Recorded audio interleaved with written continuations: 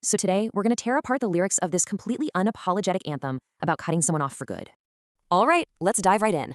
The title itself, that's the first shot fired. It's not just a clever name for a song, it's a symbolic phone number. It's like a direct line you call when you need to make it absolutely 100% clear we are done here. This conversation, it's over. So, what actually happens when you dial that number? That's the journey we're going on. We're going to follow that symbolic call to see how Alameda built what might just be the ultimate anthem for setting boundaries in a world that never seems to let you go. Okay, so this song, it doesn't ease you in. Nope, it kicks the door down from the very beginning.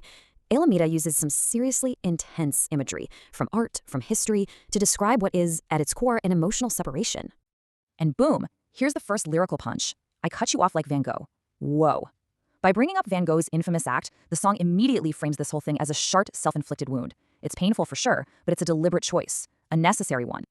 And just when you think it can't get more intense, it does. The next line escalates from this really personal, artistic act of self-harm to full-blown historical warfare. This isn't just a breakup anymore, you guys. This is a siege. This is a battle. But here's the thing, right? These aren't literal threats. They're incredibly powerful metaphors for the kind of emotional violence it can sometimes take to sever a truly toxic connection. The goal is simple, and it's final. I don't want to hear you. And these images, they just show the extreme lengths you might have to go to finally get that silence. So the lines of communication have been severed, but we're not done yet.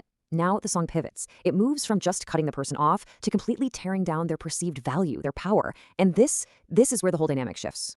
This right here, this perfectly lays out the central conflict. You see, the other person, they're still playing the old game, trying to manipulate with talk about her potential. But she's not having it. She completely flips the script with her own blunt, devastating reality. I disrespect you. That's it. Game over. And if there was any doubt left in your mind, this line just erases it. It's not just about ending a relationship anymore. It's about hitting the delete button on the entire history. Being treated like a random, that's being demoted to a total stranger. Ouch. Okay, and now we get to the climax of the whole song. That symbolic call is finally answered. But this very personal, very emotional battle we've been watching is about to turn into something much, much colder. You know what the final blow is? It isn't even delivered by her. It's a machine.